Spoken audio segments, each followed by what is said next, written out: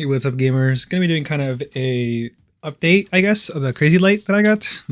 I did an unboxing video, and I've used it for a bit. I've used it a little bit for gaming. I used it a lot just for regular use, actually.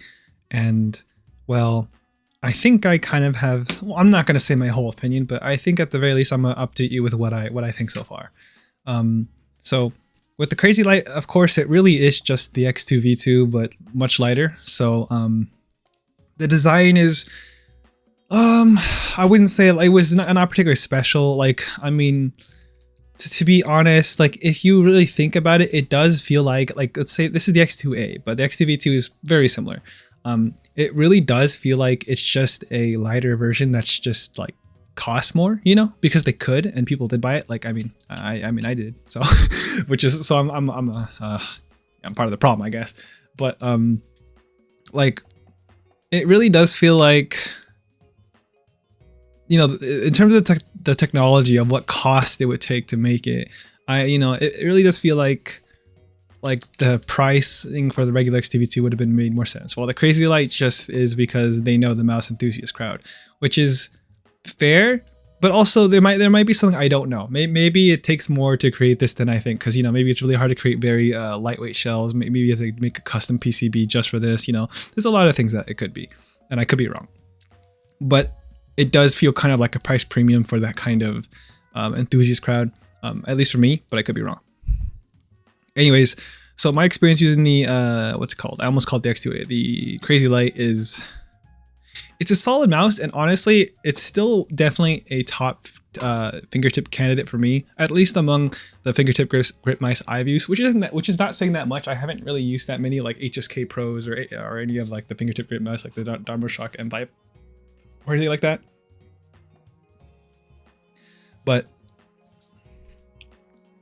around the small mice market, I'd say this is really top choice, because like I said, it's just the X2 V2 but lighter, and the X2 V2 is a kind of like a well-known shape, and like just well liked, and for good reason.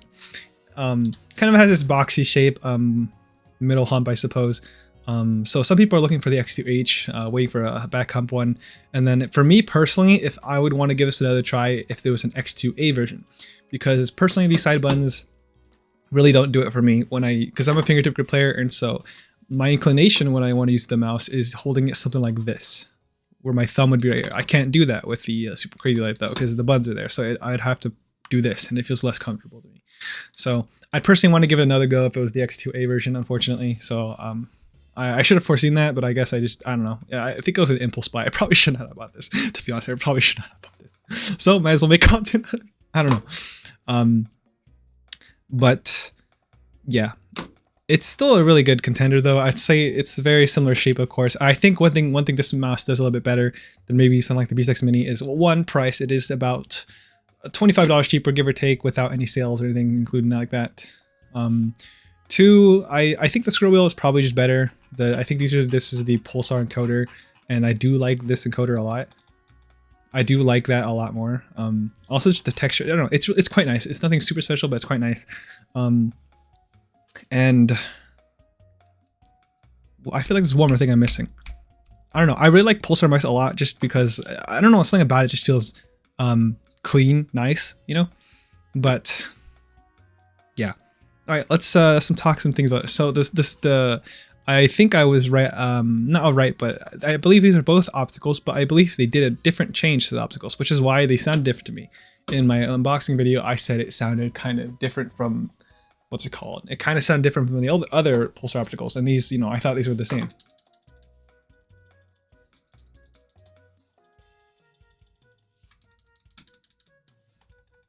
And they're not the same. Honestly, it sounds a little bit higher pitched, and might have some like ping to it. Personally, it doesn't bother me at all because I wear headphones and whatnot, but something to consider, I guess. But generally, they feel like I can click it faster, like spam it faster. Like I said in my previous video, they do feel a lot more similar to my Huano blue shell pink dots compared to like the actual opticals, and they're fine. I don't hate them. I don't love them. They really are just fine. I feel like the Pulsar opticals had a very nice, very pronounced click and whatnot that was good on its own. The one of blue shell pink dots does its own thing, and then this is kind of like in the middle, honestly. So I guess it's good if you want a blue shell pink dot more close feeling, but still want an optical switch. Yeah, side buttons are fine as well. I don't know if everyone will like the shape of it, whatever this, because it's a little bit different. The shaping of it, whatever. I think it's okay, but for me, like I said, I'm a fingertip grip player, so I'd actually really rather those not be there at all, because I want to hold it something like this, but I have to hold it like this now.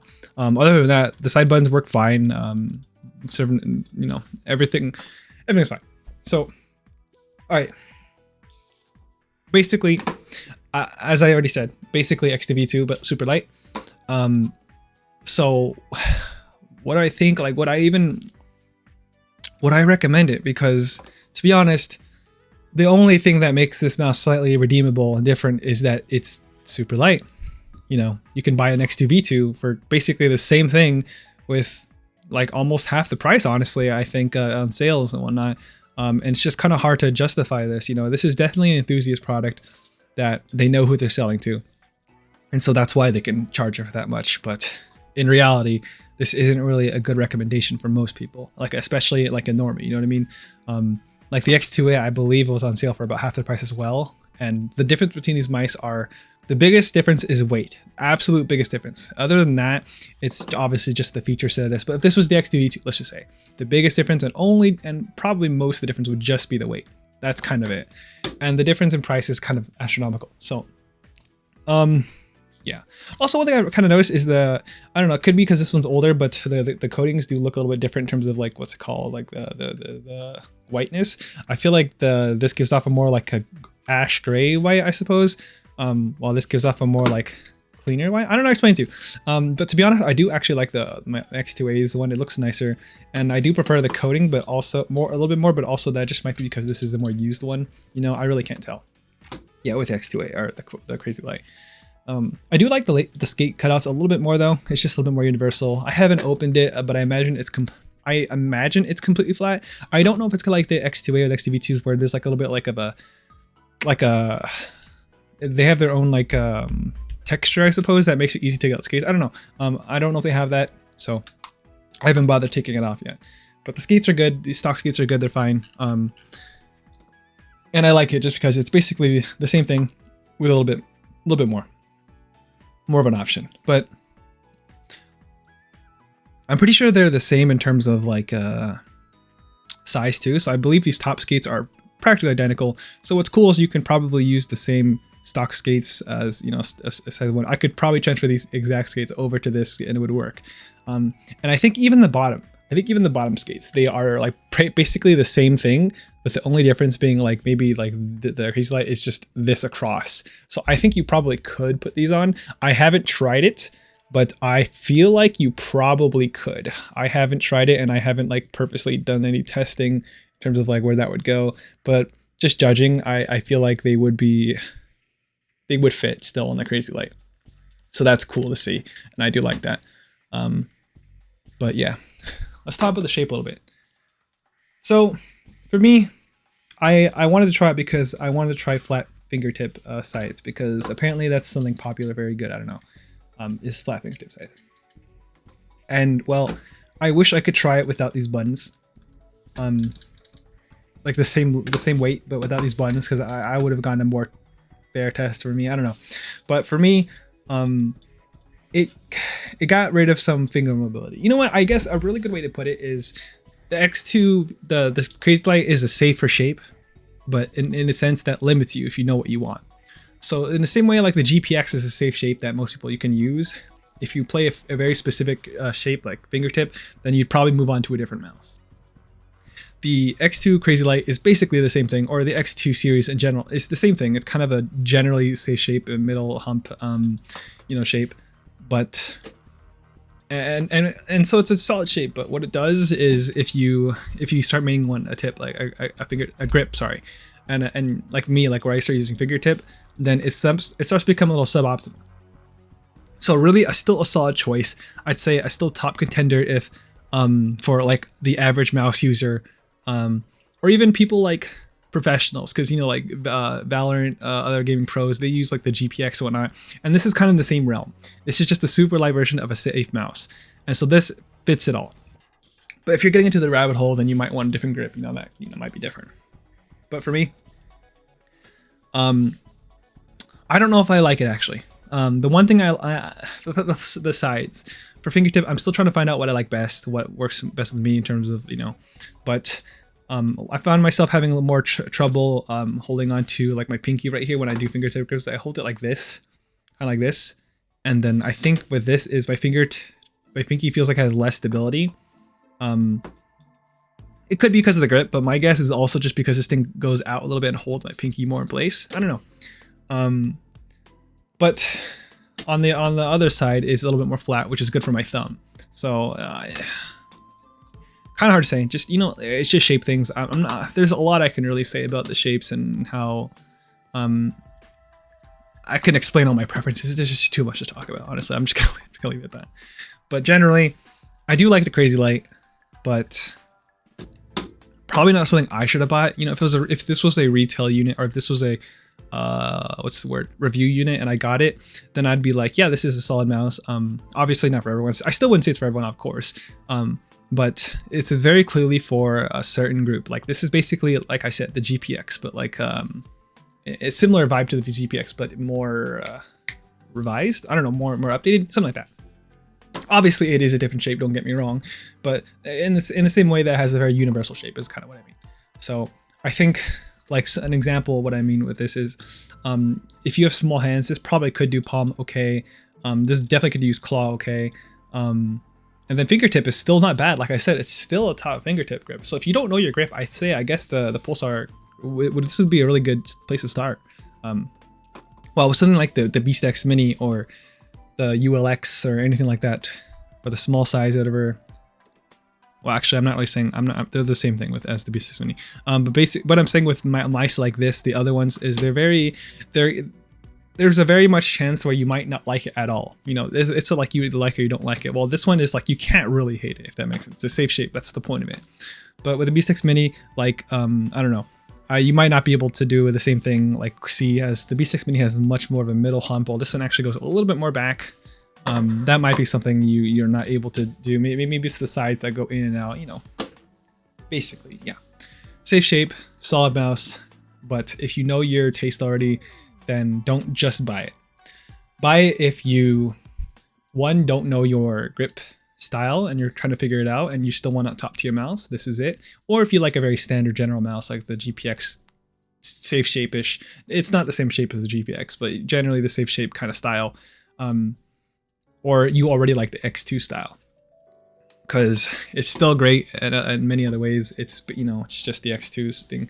But for someone like me who's fingertip, the X2, the Beast X Mini is a little bit better for that for me. And I still want to try a fingertip grip mouse, but turns out it's still a little bit better for me. But still a very top choice. And at that point, I'm kind of nitpicking and kind of going into the like the exact what's better for me, you know. But like on a like relatively regular consumer level, I suppose these are practically very similar. Like let's say if I owned none of these mice, I own none of these yet, and I had to buy one. This one's about 145, the Beast X Mini, and this is about 120. Which one would I get? Well, as a nerd, I would go out of the way to get the Beast X Mini, but as if I'm recommending this to somebody else, unless I know they're a hardcore fingertip player, then I'd recommend the X2 CrazyLight. Even if I know they're a fingertip player, I might recommend the X2 CrazyLight instead. Just, it really depends on, you know, how competitive they are, how much they care. You know what I mean? And also, I guess it's preference. There's some other things about it. You know, like the buttons are like flat, like I said. You might like that, you might not. I do like these. The coating is different, obviously, because it's literally different materials. I mean, it's preference as well. You know, same thing. Same thing with everything about it is a little bit different. So you know, so this is just, think of the Beast X Mini more as a specialized version, because these are based. This is a small mouse. This is the shape. You know what I mean? The specializations go into like let's say fingertip grip, Beast X Mini, yeah, or like, you know, and then there's like Skyrox V8 for like hollow grip. It's basically that. Well, this is like the middle ground. So yeah, quite a solid mouse. And for 120, it's not bad. It's not bad at all. I still hesitate to say it's good value. I mean, it's $120 for a mouse in the end. But this is about the enthusiast side, you know. So if you're not sweating or you're not an enthusiast, you don't really waste a lot of money. I don't think you don't need the CrazyLight. You really don't. Like, you really don't. But if you're an enthusiast, you like the Pulsar shape already, or you don't care about, or like you're more willing to spend more money, whatever, the CrazyLight is a solid option, I'd say. So something to consider, but yeah, that might be all I have to say about the CrazyLight, honestly. I might be able to say, oh, one little update is with the CrazyLight fucking, what's it called? The receiver, the 8K receiver. I haven't tried 8K, I don't really care for it, but one thing to note is actually it lights up blue, right? It lights up blue when you use it. Oh, that is it when you use your mouse and it's active. It turns blue. I was like, oh, cool at first, but it turns out it's actually really annoying because there's no like diffuser. It's just a blue LED that's very noticeable and really annoying, to be honest. Like, I would rather it be like this. So what I actually do when I use this mouse is I literally do this. I put it on upside down. I put it like that because it's just less annoying. So that's actually something I thought was cool at first, but now looking back on it, I think it's kind of annoying, to be honest. And when your mouse isn't used, it turns off. Same thing with the under your mouse. It's the LED goes on, I think, at first, turns white, or at least from mine it's white, but I think it's whatever, and you can still see it right there. I don't know, not a problem, but mostly the dongle is a little bit annoying, to be honest. Not a huge deal, not a deal breaker. Like I said, I just do that. It's like whatever, but also like a little dumb, I suppose. Anyways, I think that's really all I have to say about the CrazyLight so far. Still a really solid mouse, like I said. It's still a good mouse in so many ways, but you're reaching the ending of diminishing returns in terms of enthusiasts. You know, that is, you're paying a lot more for a lot of the special stuff that's not getting you so much great value. If you're an enthusiast, it might be well worth it, but if you're nothing more than that, or you don't care, you're definitely not like a sweat, you're not like trying to get pro or anything, you really don't need it. You really don't need it. I really would recommend so many other things that are just like half the price, maybe, that are like 90% of it. You know what I mean? Something like that. All right. Well, I'm gonna leave my video there for now because I think that's all I really have to say about it. But thanks for watching. If you want to see more reviews, videos, more talk about the CrazyLight, honestly, because I don't know if this will be my last video on the CrazyLight. It might be, might not be. I don't know. I really should not have bought this mouse though. It's definitely not something I should have bought because I'm not going to use it that much, not nearly as much as like I'm just not going to get as much value from it. I'm really not. So if I can sell this, I might, because it's just I can use this money for something else. Like, you know what I mean? That's what I mean. It's not a bad mouse or anything. It's still cool to have. I would like to have it, but as someone who spent the full price for it, it's like, why'd I do that? Anyways, yeah, more reviews, videos, blah, blah, blah, blah, blah. Like and sub if you want. If you have any questions, comments, opinions, anything like that, feel free to leave them down in the comments below. But other than that, I think that's going to be it. So thanks for watching, and I'll see you later. Peace.